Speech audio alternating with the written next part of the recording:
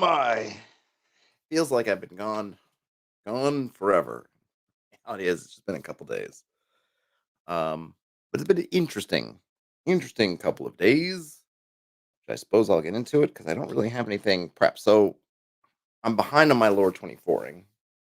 Um, so I guess where to begin? So I think the last time I was on stream was Wednesday. I think might even been Tuesday. In any case, I had planned a trip to go to Studio B up in the country.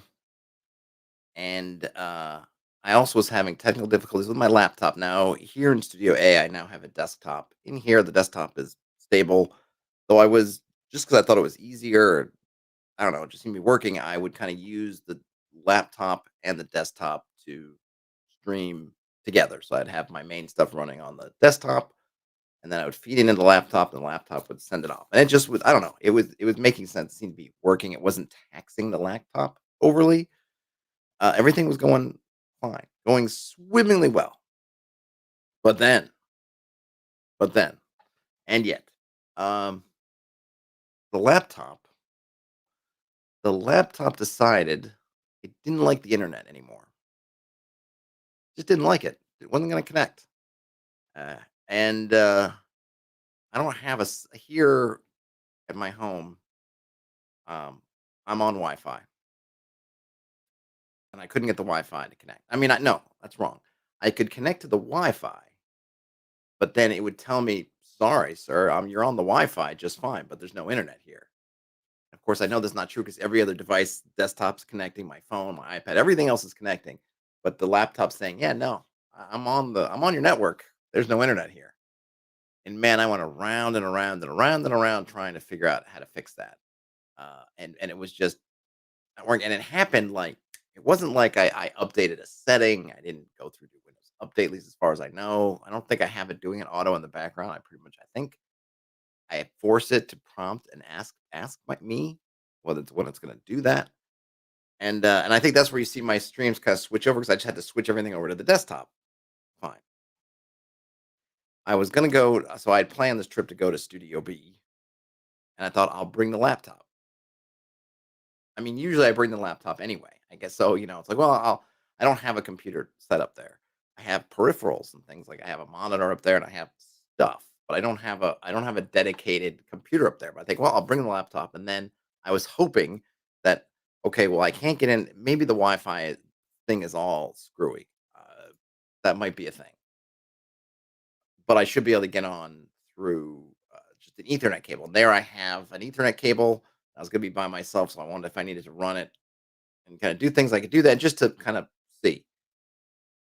And this is happening like so. So I guess either Wednesday I didn't stream or I was just busy, and then Thursday I was driving, and I wasn't. I was going to leave. My dates of when I was going to leave kind of shifted, and I was like, okay, let me go Thursday afternoon. I thought, and I kind of thought, as I usually kind of, and I always do this to myself, and I should probably learn that when I think to myself, like, oh, I'll drive up and then I'll unload, get everything ready, and then I'll stream. It never works out, or almost never works out, because I'm tired. I've been driving. I'm hungry, and by the time all that's done, it's like by the end of all that, I usually just want to veg out somewhere on the couch or wherever, and I don't tend to want to then like, yeah, let me go and where I would stream is in the basement. It's like, oh, let me go into the basement where it's pretty much unfinished and kind of cold potentially, and like am I going to really do that? But I thought, well, at least I'll get that up, and then if I don't stream Thursday, even though my intentions are, oh yeah, I'll do it, and then it's like, okay, maybe not. But then it's like Friday for sure, yeah, stream. The laptop will be good because I'll plug it into the hard line. And granted, I'll have to have it in a different spot than where I usually stream, but I'm by myself, so I can do it in kind of the living room. That'd be great. Yeah, we'll be back. So I get the laptop up and I plug it in, and it didn't help. Same thing. Whatever's going on, whatever was going on, was was not a matter of it being Wi-Fi. Whatever issue it was having, it was how I connected that network. Is somewhere where, and I don't know everything. Right? I know I'm not completely ignorant of how things are happening on these Windows machines, but I'm not super detailed into it either. But you have these kind of, it's like levels of adapters, right? So you have the You have the Wi-Fi adapter, you all listen to the drivers and they go, so I have in the network adapters, you go, okay, well, the Wi-Fi adapter part's not working, but maybe the other adapter, because it's a different piece, maybe that part's working, but I'm getting the same error. And I couldn't figure it out. I'm like, well, is it a if it was a hardware thing, I might have thought that the little piece of hardware that has the antenna and stuff just isn't working right, even though it can connect. It can connect just fine, but not getting Wi-Fi. But now the other different adapter, right? Because a different piece of hardware, I think, pretty sure that is the literal RJ was it RJ45 or whatever the name of the I think that's what it is. Whatever that plug is, right? Your 10 base T or whatever plug pop that in there. I don't think mine's 100 base T. Anyway, the Ethernet cable. I think that's a different piece of hardware. And yet I'm still getting the same thing. Connect. Oh, you're on the network, all right, but there's just no internet here. So that's Friday. I'm just going around and around and around, trying to fix it, and I realized a couple things. Like I have an iPad here. I love my iPad. Maybe I could have streamed on the iPad. I don't know how it would have worked, but it just made me realize that for a lot of things, as much as I love my iPad and I love doing stuff on my iPad, it's just not sufficient. I know I've seen videos where people have said, "Oh, I've ditched all my things. I just use my iPad now." I don't know how they do that because I found that trying to do that very unsatisfying. There's just too many gaps in if you're thinking about switching to an iPad or something like that, and or I suppose I don't know if it's gonna be any different if it was a Wintel or Windows, Surface or something like that. I don't know. Even maybe a lot of the Surface ones are kind of full fledged computers. I mean, the iPad is a full fledged computer. It's powerful, but you're locked into that, iPad OS and stuff, and just decisions that are made by Apple and things that just like, you can't extend the display. You can plug in a monitor and mirror to it, and apparently some apps, if they were designed that way or chose options, can do different things, I think, and I read or I saw someone demoing, or probably read about it, I think, Final Cut Pro or one of the video editing ones, or maybe it was a photo editing piece will put the photo up there and all the stuff here, but you, as the user, have no control over it. So I couldn't plug in 2 monitors and say, "Hey, have the chat and everything in one window and have something else in another one." I can't do any of that on my iPad. I don't have access to just normal apps. Everything has to be, iOS style apps, which is fine for some stuff and it's not very fine for other things. So I'm sitting there on Friday and I just didn't think about, messaging. I'm just thinking about let me get stuff. And then I made the it turned out to be the biggest mistake I made, but then also what ended up flipping things for me in a weird way is I found out I'm messing around with Windows. I'm trying to figure out like, can I go into some kind of safe mode and I just want to see if maybe there's something I've installed stuff on my laptop, and I don't go around installing stuff willy nilly, but I also, frankly, I've probably installed stuff that maybe I didn't as thoroughly check out, or whatever. It happens. Something. Well, let me see if I get a safe mode where it'll just safe mode and Windows. It kind of loads up the minimum amount of stuff and it goes, and I don't remember, maybe it just didn't look hard enough. It's also annoying because I'm searching on my phone or iPad because I can't. And here's what is aggravating. And hopefully this won't happen to you. What happened to me? You're looking for help because your computer is offline, and you're getting all this advice that requires you to be online. And you're thinking to yourself, well, my problem is I'm not online. So to giving me advice is like, well, on your computer, download this app to help you. It's like a pal, you're not following me. I can't get online. This whole help article is saying I can't get online. So it's telling me download something to get me online. Go to this thing on your computer. It's like you're not listening. Like I don't. And maybe in this universe they're writing articles in, presuming that they're written by humans at all. it- That maybe you have multiple computers. I mean, yeah, I'm on the internet because I'm on my phone, my Apple phone. Maybe I could figure out a way to download and get over, but the whole point is the whole networking thing's not working right. I couldn't, I, yeah, I, the, and of course, from modern phones, how do if I can't, if it's not seeing the connections, it might not even be possible for me to pull the data over if I were to download some kind of app. It's just a mess. Like the idea of like here down, and even a lot of times the help stuff in Windows, it's like, oh, load this help thing. I'm like, great, go here. Oh, sorry, you can't get that help thing because it's online. Like, well, that's wonderful because I can't get online. Anyway, so I I found this thing And maybe and I'm sure there probably is actual safe mode that I missed, but I found this thing like, oh, you can go in and load the computer into diagnostics mode. And I said, ooh, that sounds right exactly what I need. Diagnostics mode. Yes. Yes, please. And I found the setting where you could tell it, you know, relaunch, you're going to restart into diagnostics mode. Diagnostics mode, that's where it's at. I'm going to be the PC doctor, laptop doctor. I'm going to go to diagnostics mode and I'm going to diagnose like a mofo. Okay, cool. So yeah, diagnostics mode. Boom, let's go. My laptop, you know, goes, reboots, gets to my login screen. Okay. Now, the way I'm logging in on Windows, it's kind of how they encourage you to do is you set up a pin. So I have okay, I see my kind of my ID is still there. Great. Okay, enter the pin. I can't enter the pin. I mean, I remember the pin. I know how to enter the pin. Windows won't let me enter the pin. And it says something like something's wrong with the pin, can't access pin, set up another pin. All right. Sure. Why not Windows? I will set up a new pin. I don't care. That's fine. Uh nope. Set up a new pin. Not working. All right. Maybe if I reboot again, I'll get out of I'll get out of this diagnostics mode, much like I think with safe mode, and I'll be back to regular Windows and I can log in, I can do something else. Nope. Stuck in diagnostics mode, can't log in, can't seem to do anything. I mean, I don't know if I was a technician. I suppose maybe I'd have some kind of USB stick with some kind of Windows thing, but there was nothing. I thought at this point my laptop's just dead. I can't log in. I can't do anything. I can't get out of diagnostics mode. I can't even log in to see what diagnostics mode will tell me. Apparently, diagnostic mode, at least from what I could just a little bit I can tell, because all you could get to see is the login window. I don't know if he was even loading any kind of network driver, so maybe that was the problem. I don't know. I didn't do anything other than say, yeah, send me to diagnostics mode. So my computer's dead, and I sat with that for a little bit, and I was super annoyed.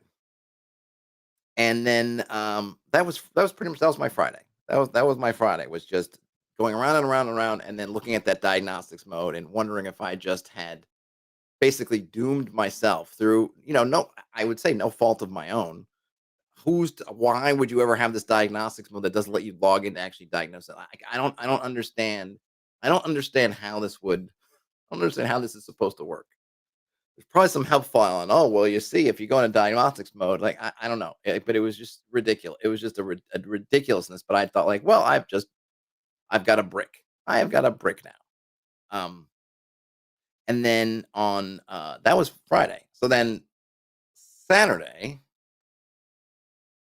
Saturday, I don't know how to. I guess I'll just say it. I went on a psilocybin journey. I did a magic mushroom session by myself, and I actually recorded it. I don't know what I'm going to do with that recording because it's fairly personal, and no, because the stuff I recorded wasn't super personal. Because once it started getting kind of deep, I turned stuff off. But it was really fascinating, and it was probably a story for another day. I'm happy to answer questions about it. It wasn't under anyone's supervision. It was just using I guess, kind of off the shelf, so to speak, kind of thing. But it was really amazing. It was really an amazing thing. But that was Saturday. That was Saturday.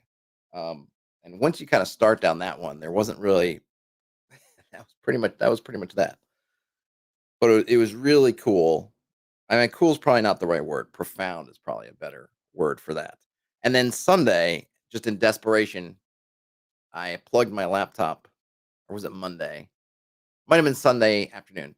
I just decided to, there's when you because I load up through the BIOS and there'd be that F9 or whatever function key to like go restore. So I just hammered F9, and the restore functions had was basically yeah you can kind of just reload Windows from whatever version, some back version, and just kind of blow it out. And I did that, and that seemed to fix the networking issue. So I did that, and I didn't lose. Like I lost a bunch of stuff, but not stuff. I don't know. I feel like lost. I was keeping most of my things in things like iCloud or OneDrive. So, like, content-wise, I didn't lose stuff. I know there's apps and things that are gone, and but, if I didn't remember them enough to really remember them, then, they'll pop up again when they pop up again, kinda thing. But then what happened was, it was, I started getting other driver errors, and then when I went to do Windows Update, because I guess this version of whatever version of the OS was kind of, I guess, is just embedded. I guess there's some partition. I don't know how. I'm not exactly sure how it works. Some partition back there that like must be like the factory version of Windows when I bought my computer like 3 years ago or whatever. No, more than that. I don't know. However long ago it was. I'm imagining it's there because it's all there was able to load up or roll back to that version of Windows. But of course, all the updating since then. So then when I'm plugging my external monitor in there, it started crashing on me just over and over again. And I'm thinking like, well, what's the deal? Like I can't catch a break. And then it seemed like, okay, well, I got to do these Windows updates. So I was had to then I looked online. It's like, oh, you have to update your display drivers, might fix that. So I did that part, and then I'm like, I got all these Windows updates. So then again yesterday, ooh, I'll stream. I just got to do these Windows updates, and those took forever. Like, literally, I don't know, hours and hours of it sitting at and you can't do anything, eventually well, at some point you're it's doing it right then it's like, "Oh, you gotta restart." So then you restart and then it's just these blue screens of and then you see the little percentage and there were sometimes I thought like I had just broken it because it was sitting at something like, 11% and it's sitting at 11% for it felt like 2 hours or something like that. I don't know how long, just insane amounts of time. But there went my Monday. And of course that brings me to today where I'm back home. I drove back home this morning.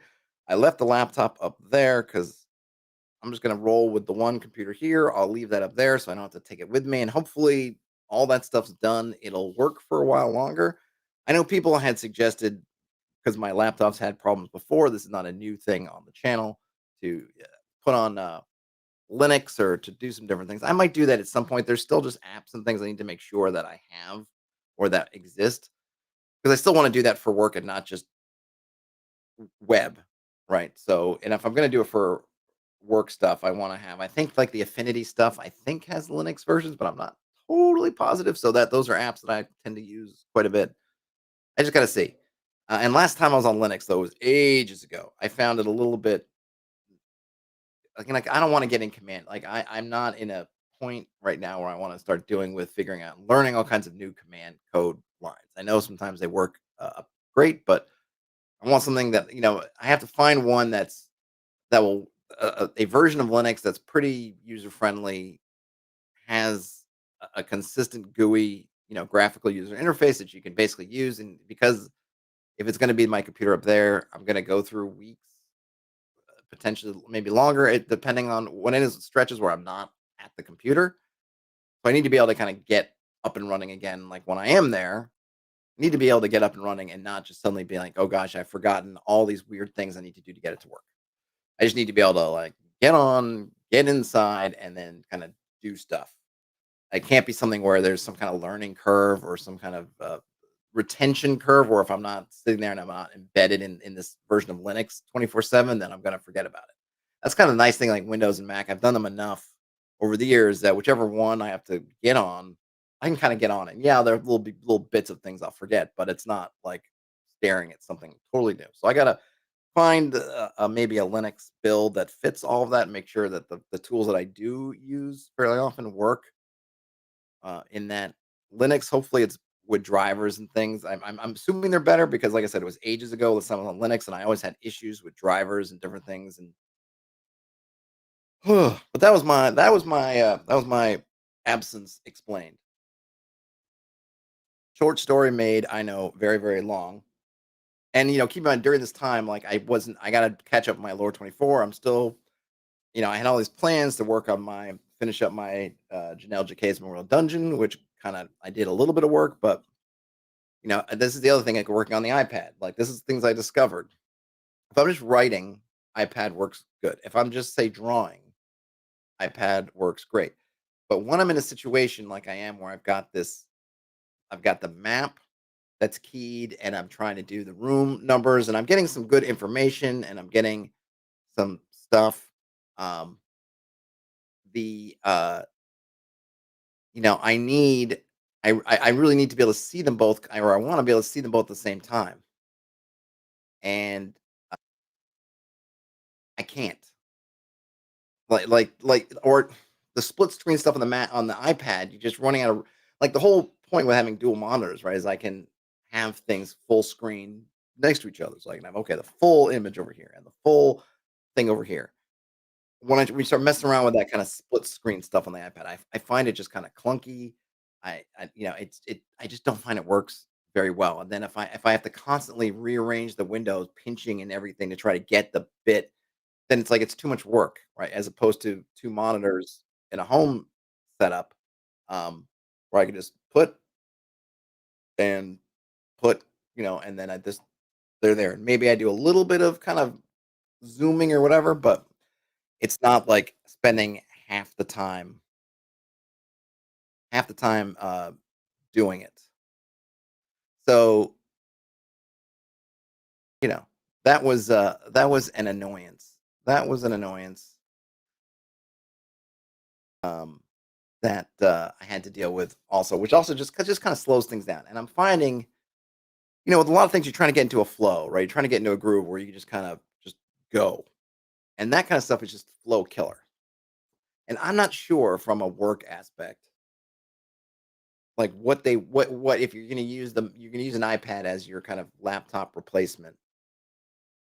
If you're on the go, if you're sitting in a coffee shop, then you're in the same spot, right? You have a fixed size of your laptop screen, you have fixed size of your iPad screen, though with a laptop with kind of a desktop style, windows and things, you can arrange things. You have much more control about how you want to arrange your windows than you do using the kind of controls, because Apple just doesn't expose all those different things. So you can't you have to kind of pick some set sort of widths, and you have to kind of deal with that. And but then once you get like, oh, I can take my laptop and I can plug it into some kind of docking station, and I can have all my stuff. I don't know, on the iPad. I just don't have any of that. And it was definitely this week, or last week, I should say. There's been a couple times where I was like, where I kind of tried it out and I thought like, yeah, this is just kind of not ideal, but maybe it's workable. And then this weekend where I was just thinking, not for this part. I mean, it's wonderful that you can do things like you can use Affinity Publisher. I have it installed on my iPad, and that's great that you can have it on the go and do some stuff. And like I said, if I was just writing or something like that, like the Lore24 prompter is written completely on my iPad. I just did it on my iPad. But that's kind of self-contained. I'm not really referencing other materials. Um, I'm not I'm not doing anything that would require a lot of cross-referencing other digital documents. But I definitely found that for the kind of digital workflow, I'd really be curious what folks do with their iPad replacements, 'cause it wasn't working for me. All right, so enough about this stuff that has nothing to do with anything. Um, how's everyone's Lore 24 going? Like I said, I'm like 4 or 5 days behind now, though I'm gonna have to catch up, which I'll be doing this week. I'll be posting kind of double entries, maybe, um, for that, and we will, as normal, roll up a prompt at the end of the episode. Um, Even though I haven't done this week's prompt yet, because I kind of always tend to save it for the end. But I want to say somebody did. Let me see if hold on a minute. Let us see. I got everything's kind of twisted around here. Oh, something else is happening. Maybe does anyone? Am I the only one having this issue? So I use iCloud, as I've mentioned, or have I mentioned it? Anyway, I use iCloud for some storage type stuff, and for some reason I cannot fathom, iCloud has decided it doesn't want to let me log in,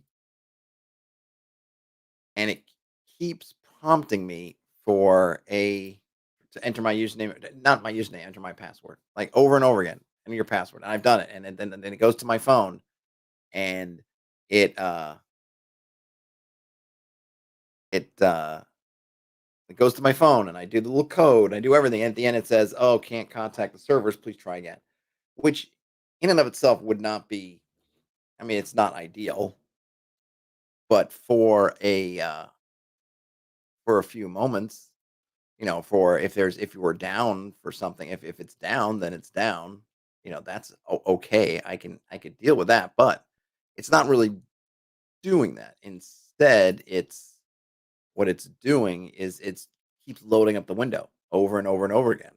And so literally for this stream, so that the window didn't keep popping up all the time, I had to flip flop my displays because I can't control where the window is popping up, and the window is popping up. It would be popping up on the thing I'm trying to stream, my stream window, if you will, which is just, again, it's like, and I don't know. I feel like, hey, can I not catch a break with some of this tech stuff? But I want to say that was it Brian Smith did yeah, he did a community prompt. So let's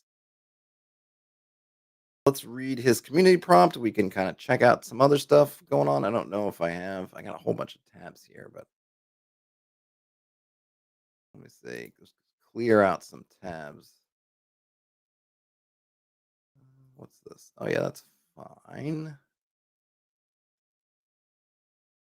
Oh, yeah. Oh, there's something else we can look at too. Ah, this reminds me. Okay, good. All right, all right. We're on track. Well, we're something. Okay. So I'm behind on my prompts, but like I said, I'll catch up. Brian Smith, aka Brian Smith, posted a community prompt, which was Rings of the King, a cult ritual.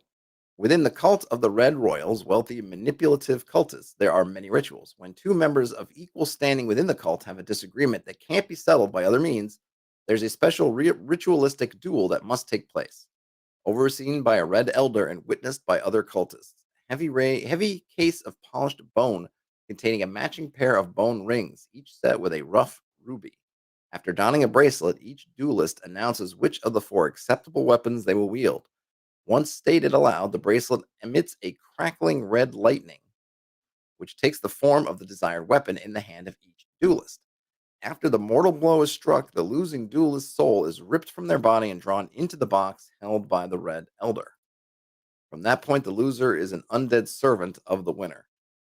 So pretty darn cool, pretty darn creepy. But I mean, I think that's apt. It kind of gives me a little bit of that trial by stone from the what was that, from the Dark Crystal. Of course, the Skeksis weren't hitting each other; they were hitting the stone, and of course, didn't kill anybody. But the idea of that, I mean, I think, but I don't think I would. I don't think I'd initiate that kind of challenge unless I was pretty darn sure, a that I was in the right, or maybe in the right's not. I guess not even the right word, right? Because that doesn't even matter. It's just can I win?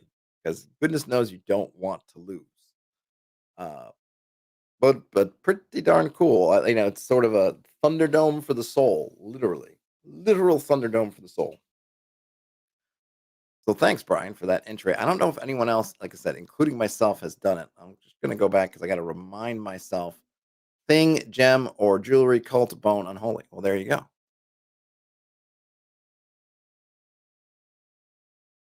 And I know that like Dungeon Masterclass has done some entries lately. So has Fellowship of the Tables. Kudos. Like I said, I'm behind. I know some other folks I think may be behind, but that's okay, right?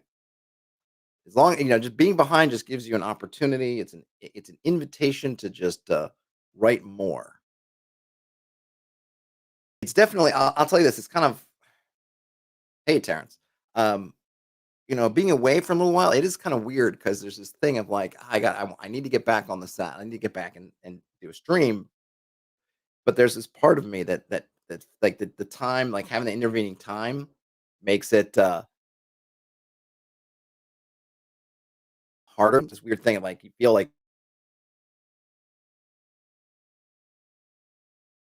I think sometimes with these writing kind of these different challenges, it can be that way too, where just for various reasons, right? You just kind of fall out and then it feels certainly don't need work stuff flying up there. Phenomenon that pops up. Okay, so that's that. So thanks, Brian, for that entry. I was going to share this thing, Glumdark. So this was somebody sent this to me, and I got to look up. It just so happens that this tab that's here. This is, I believe, this is Patreon. This is a Patreon funded. Is that the right word? Patreon supported project at glumdark.com. Glumdark.com. This was sent to me. They gave me like a month's worth of access. It's just all kinds of really cool random tables, and they have space theme, a fantasy theme, and a cyber theme. Um, all seem really cool. Obviously, I'm going to stick to fantasy right now. Um, and here, I guess, just your statement. As a patron, you have access to 2,716 more items and rows than you would otherwise. Okay, so because I'm logged in, because if you just give me a code, like I just go here and it logs me in, probably cookies me or this is something else. So I don't know how much. I don't know what the difference is between what you would get not logged in versus what you would get as a patron. But obviously, 2,000, almost 3,000 more items. Let's just go create some stuff. And I think for something like Dungeon 23, either if you're looking for a prompt, you just need some inspiration or whatnot. We got lots of stuff. So they set up these different categories. Oh, and they, so they sent this to me to look at, but obviously they didn't know when, and I didn't even intend to do this today. So this is something that was, I appreciate the invitation to check it out, which I have, but it's not sponsored in any way. No money changed hands. No assurances were given. Yada yada yada. Okay, so we got some sections here: features and characters, storytelling and world building, location generators, powers and effects, or items and artifacts. So we can just do a selection before and then just see how it is. We got some. Obviously, they are continuing to update these. So this one's new. I don't know if beta just means.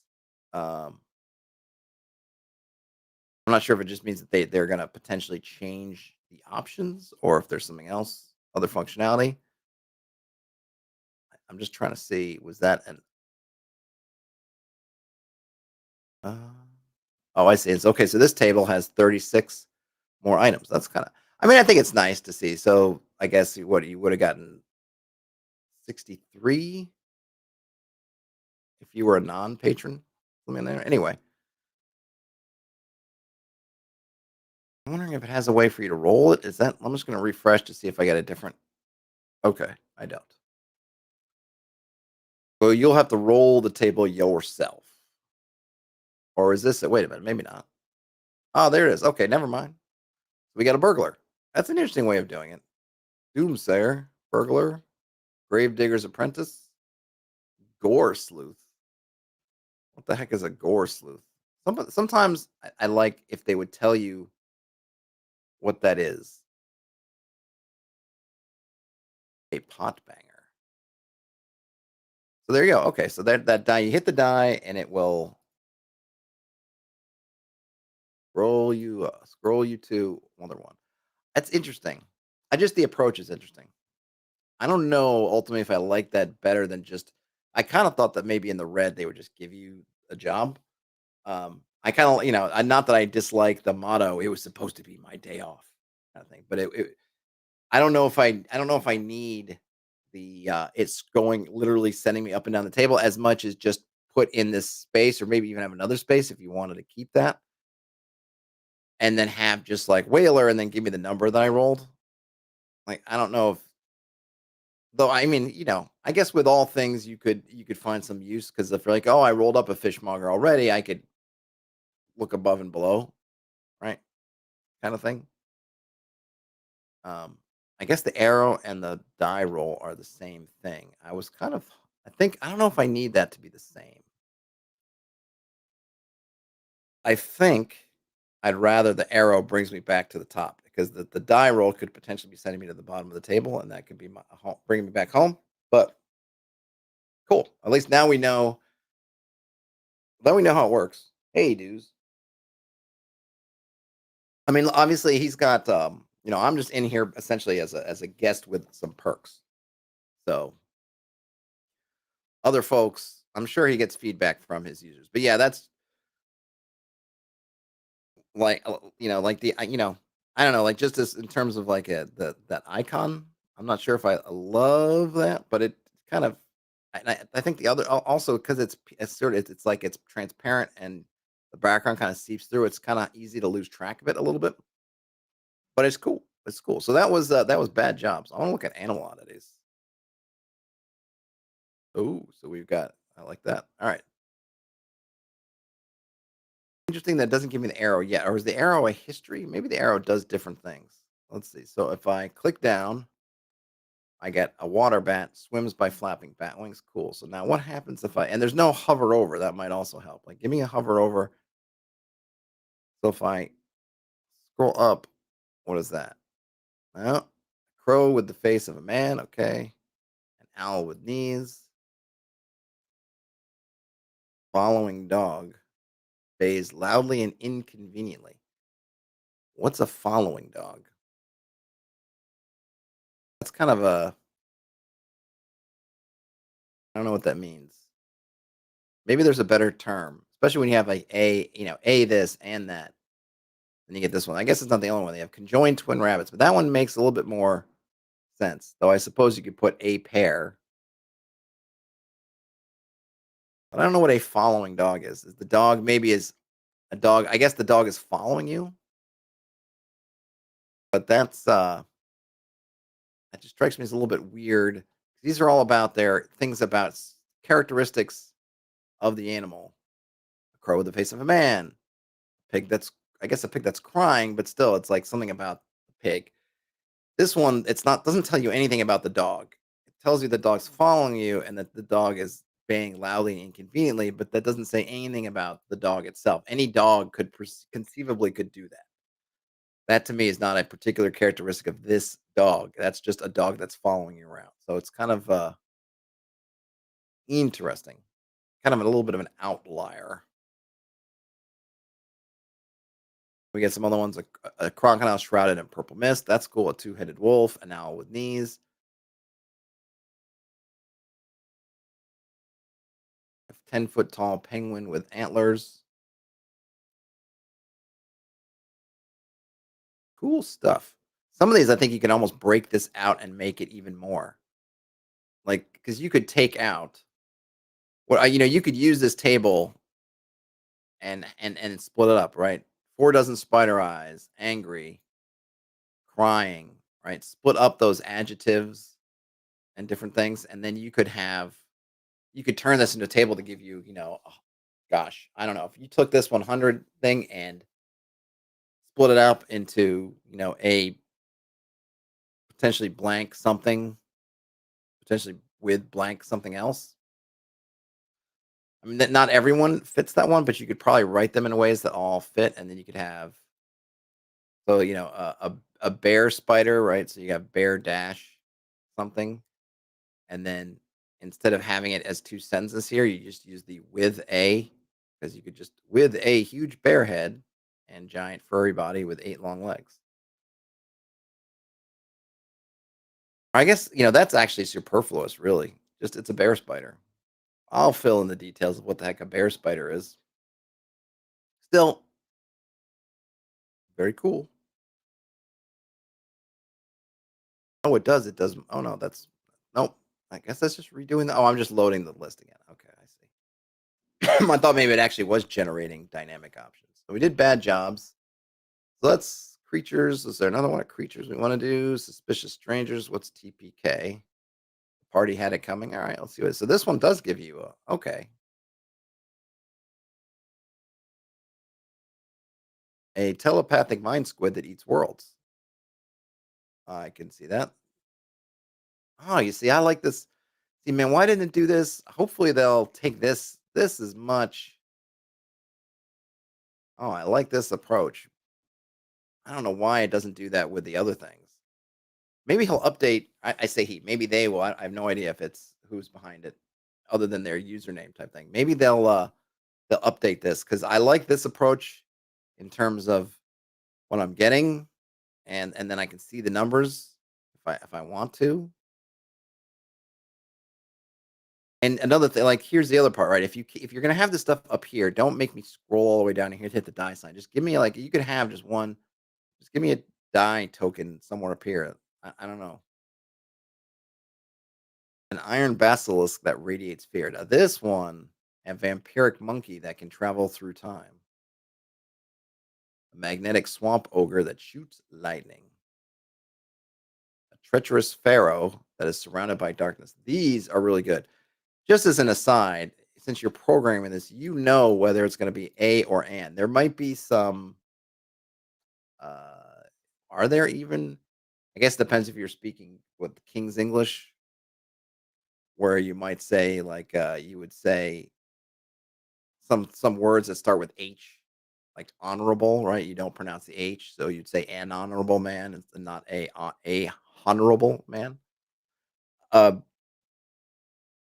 but you can do that form. You can figure that out with 99% accuracy. And of course, if you use one of those words, you could have it from the push.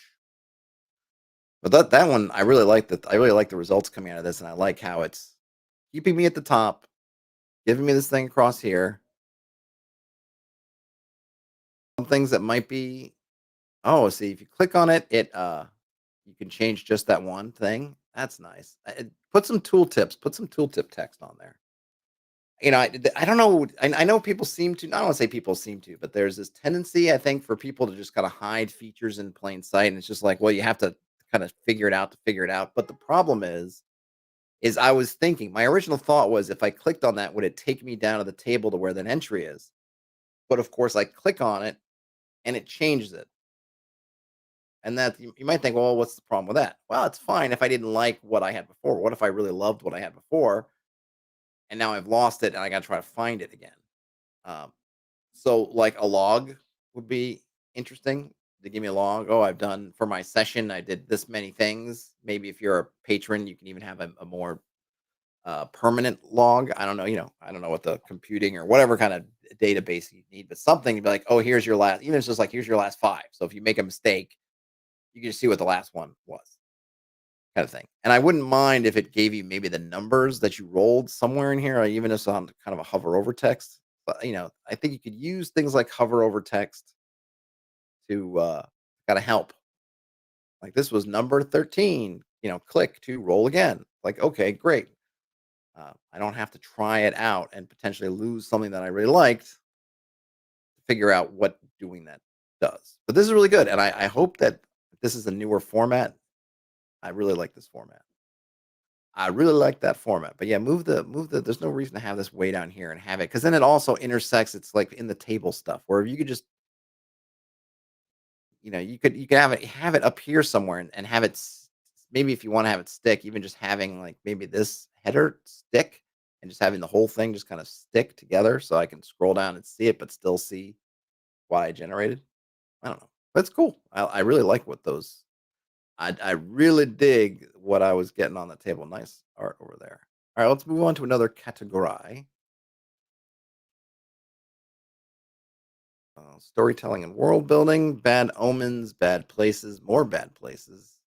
Let's see, defining life events. That could be good.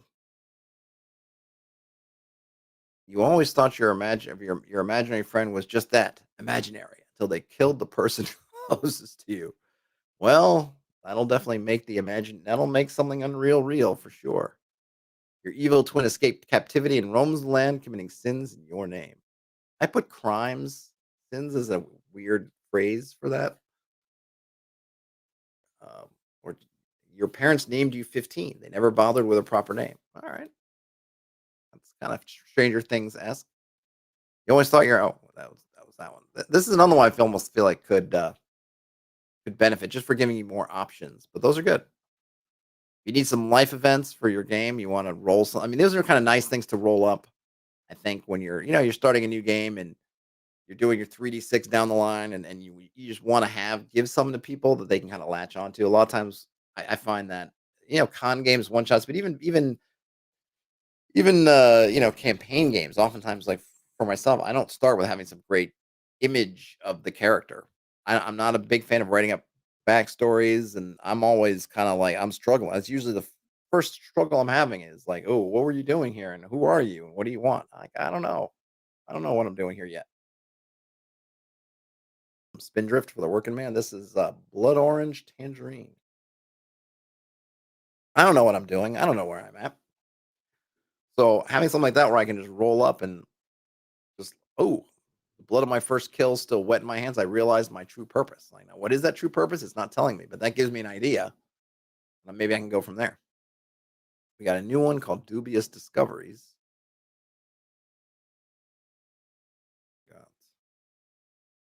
tiny latch is hidden on the stump of a great tree. It opens to a wondrous workshop of tiny gnomes fabricating intricate mechanisms for traps and locks. That's cute. Cleverly hidden hole in the earth leads down a set of stairs to a black market of weapons, poisons, and books of forbidden knowledge.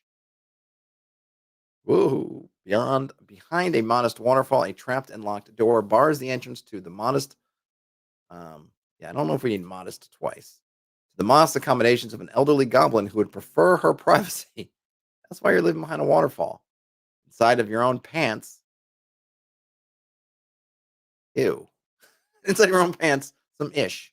Someone else put it there. Well, that's what you're telling people. Yes, if you crapped your pants, even if you did crap your pants, you'd be telling people that anyway. So those are some interesting discoveries of a certain kind. I'm always, the next thing I'm thinking about is, oh man, it'd be great to have that on per terrain, right? Because if I'm in a part and I'm like, I got a waterfall and there's no waterfall around, it'd be great to have some different ones. But those are fun. Festivals and holidays. 12 nights. Indentured servants are encouraged to remain awake for 12 long nights. Each night that they successfully avoid sleep, they are given a gift. They are promised that after 12 full sleepless nights, they will be given the gift of freedom. Now, I like that the way this is written because it doesn't actually say what will happen, merely what they're promised. So I don't know. 12 sleepless nights is a long time to do is sleep and still do it's I don't know I don't know who's making it through there anyway. But I like that they're promised that if they will, that they'll get out. But we don't know if they will. The fortune of rats, little more than thinly veiled plague control measures. The fortune of rats encourages townfolk to slaughter rats in the hundreds and bring them to the town square to be burned in a massive pyre. Some are said to hoard the dead rats ahead of the festival, an act which ironically worsens the spread of plague. Interesting, though. This is one of those things I kind of like. I don't, you know, I wouldn't do. I would actually take this stuff out and just have the fortune of rats, and not even be encourages. Like, and during the however many during the night of the fortune of rats, townsfolk slaughter rats by the hundreds and bring them to the town square to be burned in a massive fire. That's it. Folks will come up with their own things about it, I think. Because I think the one thing, like, you put that extra information there, and it's not bad, like, it's good, it's fun, right? But what it does do is it takes this event that is kind of enigmatic in and of itself, that maybe just having the event by itself encourages you to ask, "Well, why are they doing that?" And probably plague or something's gonna come to mind. I imagine a lot of folks are gonna go, "Well, why would you be burning a whole bunch of rats?" Aha, plague. But it also invites you to think about things outside the box, or maybe stuff that just fits your campaign. Well, you've been dealing with a rat cult or rat legs or something else. So now this maybe fit in with that. Now, granted, as a GM, you can do that anyway, regardless of what they give you, right? You're going to take this and do what you want. But still, I think by putting that in there, you're kind of sort of steering folks towards a single reason, a single sort of interpretation of that. Whereas if I think if you took that stuff out, you still have this ritual, and now you have the enigma about the whys and wherefores. And there's even some stuff that's still unspoken, which is there some kind of prize for who brings the most rats? Because if it's just we are encouraging you to do it, why are you hoarding the rats? Like, it's not a big deal. But if there's a prize, if you get to be the rat king or king of the rat killers, then maybe you go, oh, that's a reason for somebody to try to store up a whole bunch of rats. And then, of course, you can think about what happens if you're storing a whole bunch of dead rats and for how long. But really fun events. Ian says, I hear there be lore here. Indeed. Okay, so that's festivals and holidays. We have histories of kingdoms. Let's see. I'm not going to go through all of them. Odd skills and traits. Oh, let's do a quest seed generator. Oh, this one's spinny. Okay, so these quests are generated by a plot mangling automaton. I like the use of plot mangling automatons. So this one is more dynamic. This really, I have to say, it's kind of interesting that it seems like that there are different. I don't want to call it polish levels of polish, but different. Some of them seem more simple, and just in terms of the mechanics behind the scenes of how these are being generated, some of them more complex. So we had just ones that were just flat tables, and you press the button and it takes you down to the table. Then there's that one. Was it the life paths? No, which one was it? No, it would have been the TPK one that put everything on the top and was just generate like great. from a 3 column kind of layout. Now we've got one where it's dynamically generating the number or these options for you. So you can refresh the page and get 10 more and get 10 more. Like another different way of doing it, probably a little bit, I'm going to guess more complex than the other ones. And I presume, and I would hope, though I don't know, that maybe they'll bring all of these kind of online, kind of upgrade them over time because I feel like you could get a lot more, not a lot more use, but you can just generate a whole bunch more content with something like this, maybe merge with the other thing, like 3 tables. Then you can even take those 3 tables and run it through kind of mangling stuff, and then you can get boom. You can really get a lot more options than just off the flat table. Though, of course, the downsides of those kind of plot mangling automatons is you can get some hot nonsense that makes no sense. And and that's kind of ironically, and I don't know, maybe there is something like that where you could use kind of AI tools to look at sentences and things that are just broken or don't make sense and either fix them for you or just say like, yeah, we're not going to use this one because it doesn't make sense. Because that's the thing that whenever I'm doing things that truly kind of random stuff, is you get these weird things like, man, I love this stuff, but I wish I could have a way to get rid of not the stuff that's weird in an interesting way, but just weird in like the language doesn't make sense kind of thing. But let's see what we have here from these. What is the plot mangling automaton giving us for quest seeds? While drinking at the Wet Mallet, you met an infamous sneak thief named Nami. They want you to dig around the wretched boneyard until you find their lost sausage wrapped in wax paper. They claim it's something their grandfather brought back from the war, stashed in an uncomfortable place. See, this is what's kind of right. It's funny, but it doesn't really make a lot of sense. So they lost a sausage that's wrapped in wax paper. Okay. And now they say they claim now, of course, there's this fun where this is just this sneak thief just like messing with you. They're claiming that I guess they're claiming here that this lost sausage is something that their grandfather brought back from the war. Now, the assumption here is that the war didn't end yesterday or even last Tuesday, but years ago. Now, it could be that we'll just say, well, the war just happened. So he literally brought back this sausage and then for some reason stashed it in an uncomfortable place. Right, so here's one where you go, "Oh, this is," if it's as a jokey kinda thing, like, "Oh, maybe the sneak thief is a trickster or whatever," but, like, as a plot hook, like, no, which party is gonna do that? Like, "Go find my lost sausage." Like, if it's it's like, "Oh, okay. I guess that's where we're going tonight, DM, lost sausage in the graveyard, alright." But, it's not super compelling, and this is where I would like some AI tool to come in and say, "Yep, that doesn't make sense." So we'll take out lost sausage wrapped in wax paper and we'll inject a different thing. Like maybe we need something that's more.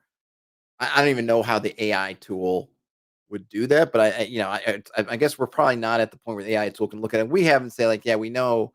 We can just read that and say, yeah, a sausage wrapped in wax paper is not worth whatever it is they say it's worth, regardless of who brought it back and when. Because if that sausage is that old, then it's gross, and we don't want to. If it's not, then they're just messing with us.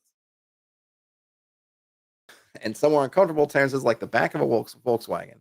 Yes, indeed, that's exactly where you'll find many lost sausages in the back of Volkswagens. So let's look at another one here.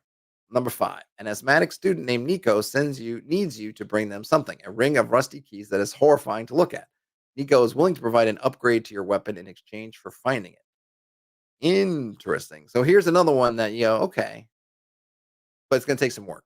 Right. And this is where I would this is like my ideal if I can get the AI tool to come in, right? Because maybe in your game you've got students who are able to upgrade weapons, and I'm presuming we're meaning like some kind of magical or quasi magical upgrade. Because what other upgrade would it be? But then how is a student able to do it and not every like where is this Hogwarts that we're at? Like is this the kind of student is Nico is are they friends with Hermione Granger and those and even though I don't that can just upgrade magic weapons.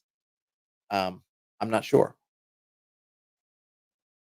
I like the ring of rusty keys. That's horrifying to look at. That's really intriguing. Um, so this is another one where I just when you want to tweak them, right? I think that's ultimately whenever we're working with tools that use things like plot mangling automatons, we're gonna have to tweak them up, right?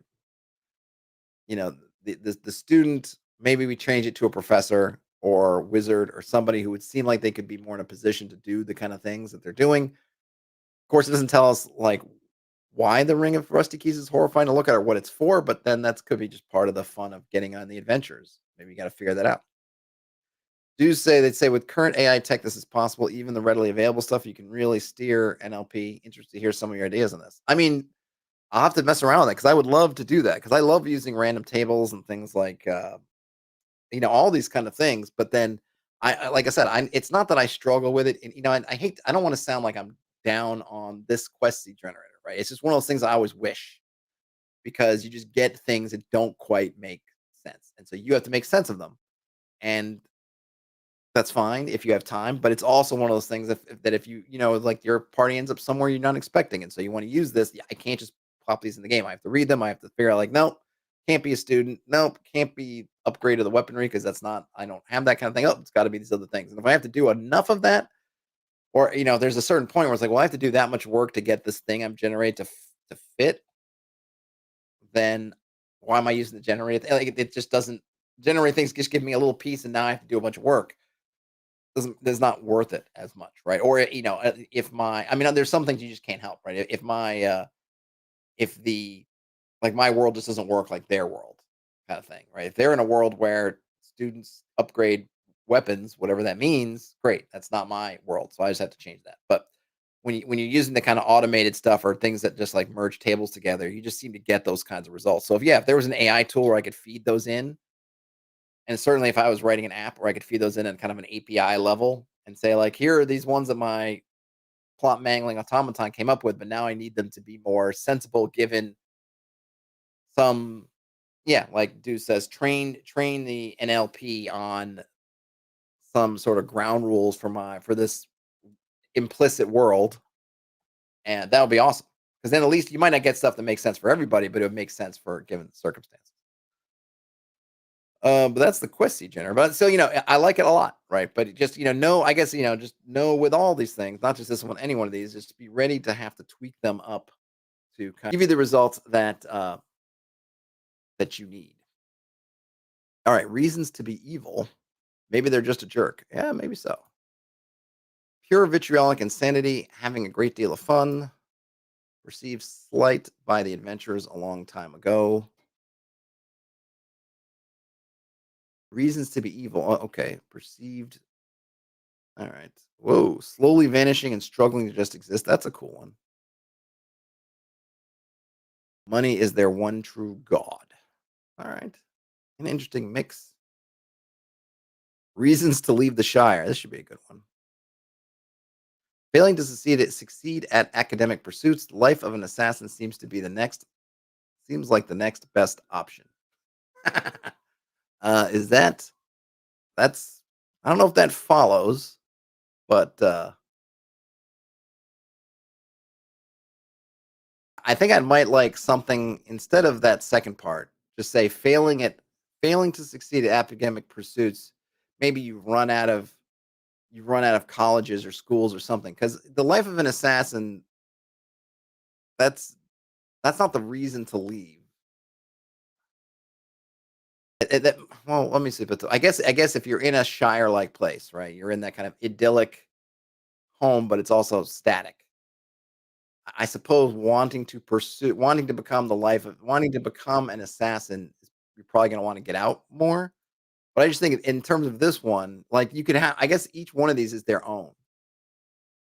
Like the life of an assassin, to be the assassin you want to be, you need to get out more. Something like that, right? That would be one option. And then one is you failed to succeed at every academic pursuit and there's nothing left. Something like that. And there's nothing left. Like that's one.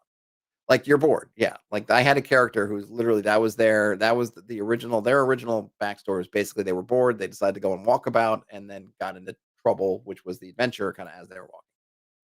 Your father wasn't who he said he was. You found old records, stories of his past. Now that he's dead, it's time to find out if they're true. See, that's a cool one because, right, like they're stories, they're leading you outside the Shire. You want to follow them. Your family name has been dragged through the mud. It's up to you to set things right.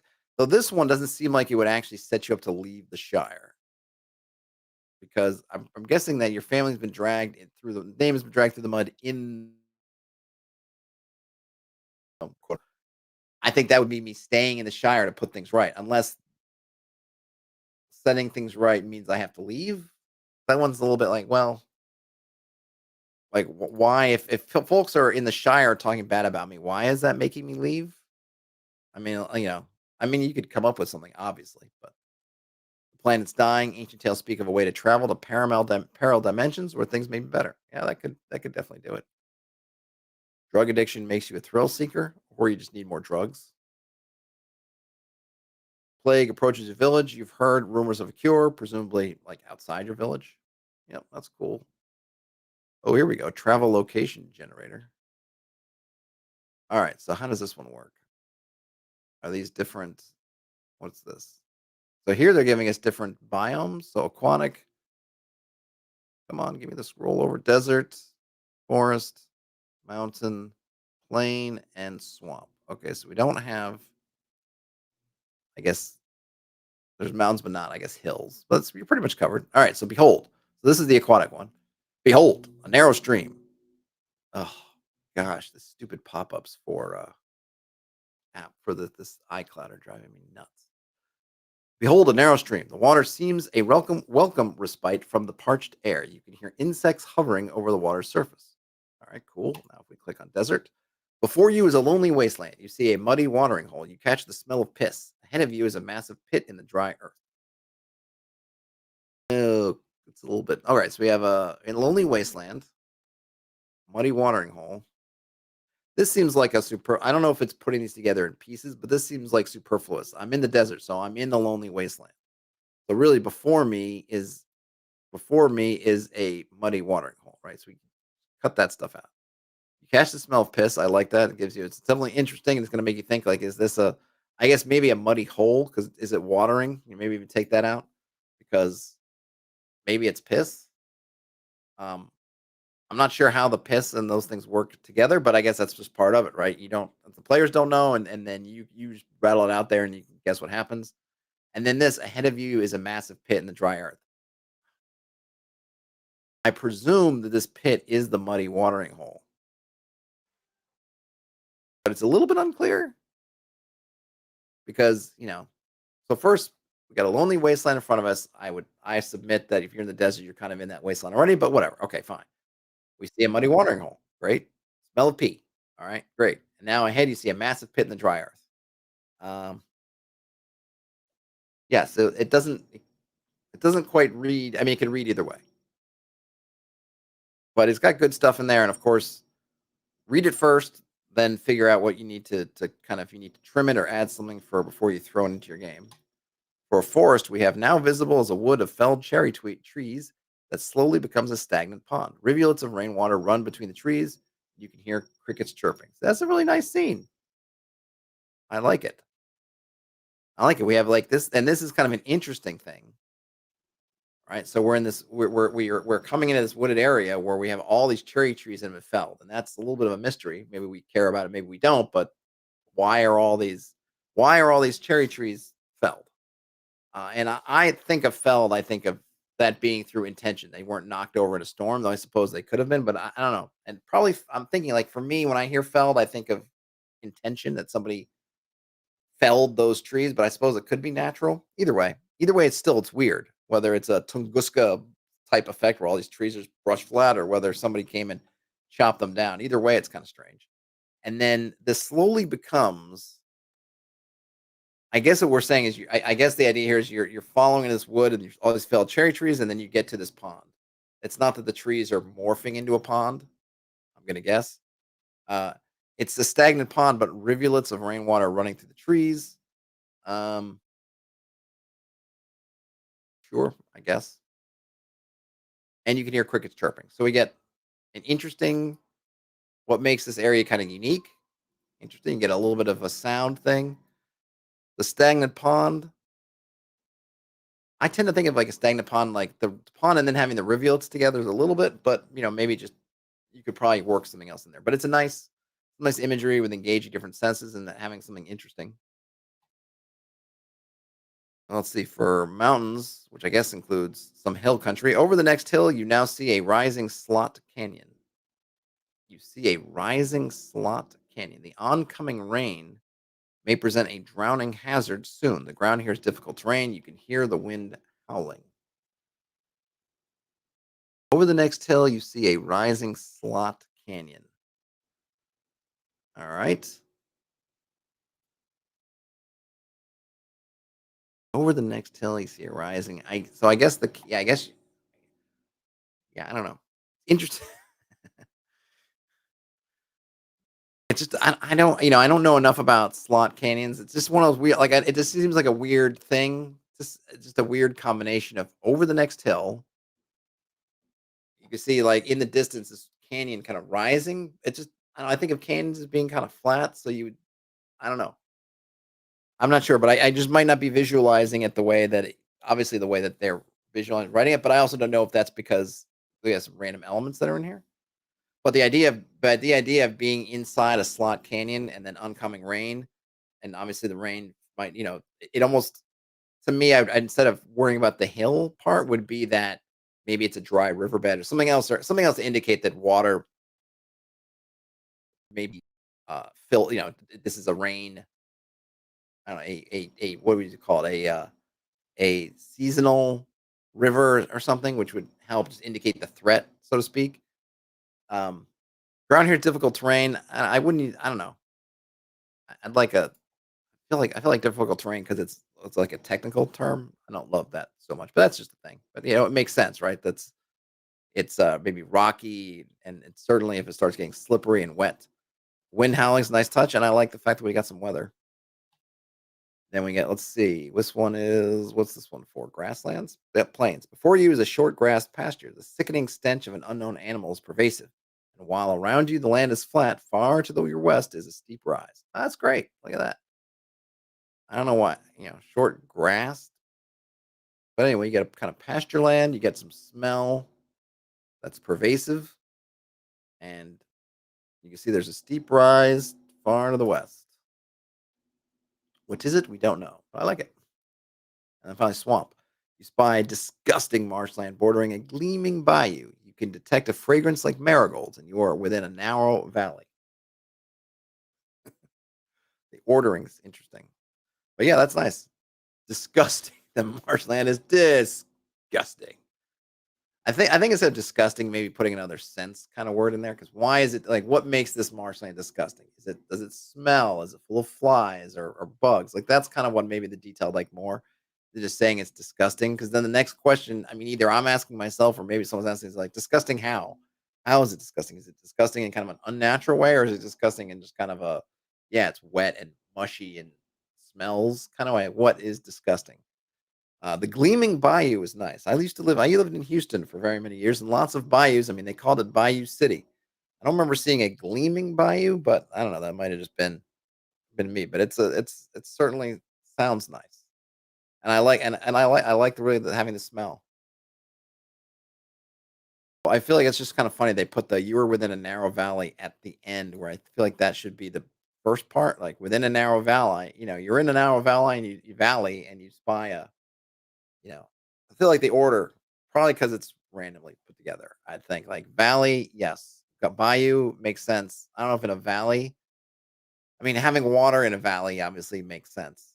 I don't know enough about the word 'cause, Houston, bayous, Louisiana, it's very flat. So it's not about there being these valleys with bayous in them, at least not big valleys, more like the land just kinda slopes away and into this quick and there's, like, a bayou here, but we're not in, like, a big valley or anything. Um But it all make kinda sense, but I would think that the feature that you'd notice first was probably that the valley part, and then maybe the fact that you're in the valley following along the bayou, and then the bayou leads into this marshland. But cool, cool, cool. Alright, we are already actually over time, so let me go. Let us embrace it last, and let's get our lore prompt for the week before I lose my nerve. We can all get back to whatever it is wonderful things we're doing today. Hopefully, everyone's doing wonderful things. Let's see. All right, so I need a couple of six-siders here. And I thought I had another six-sider over here. Or did I? Well, I got more than one six-sider, so that's all right. All right, not gonna worry about that. I've got a blue, light blue. Where's the green one? I guess I'm gonna go blues today. All right, so I got two. There we go. The darker blue is the tens. Lighter blue is the ones. No, dice, do not betray me. I need like a mini dice bag with just some D6s in it.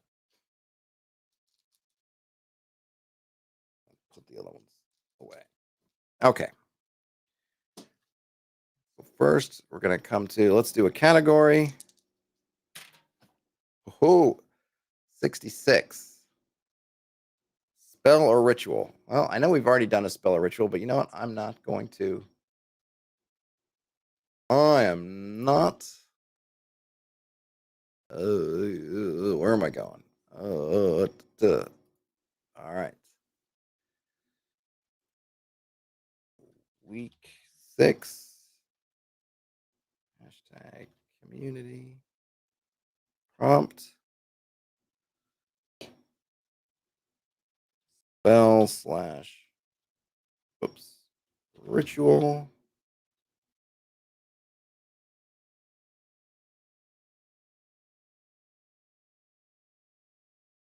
All right. So we're spell slash ritual. Subject 64. Sage or oracle.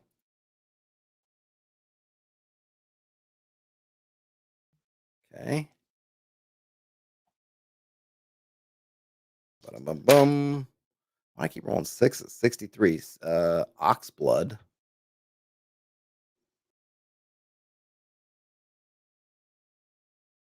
And then finally 22.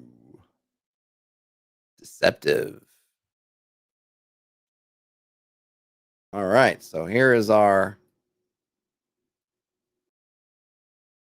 prompt for this week. If you want to take part, the spell or ritual, sage slash oracle, oxblood, and deceptive.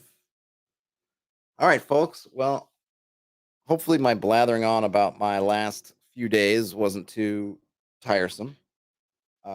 Thanks.